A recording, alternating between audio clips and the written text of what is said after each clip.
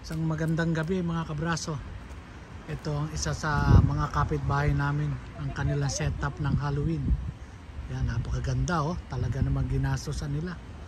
Ayan na si Mrs. Nakatapat na ron sa kanyang pwesto. Yan.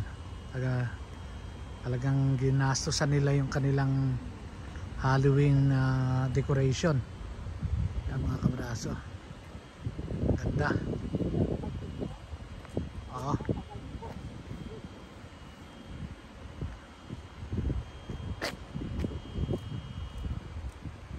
Medyo malaki-laki na gastos rito mga kabraso. Ayan.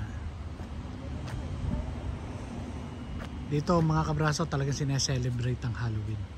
Mas sineselebrate kaysa sa Pasko at Bagong Taon. Okay mga kabraso, please share and like, subscribe my video. Salamat po.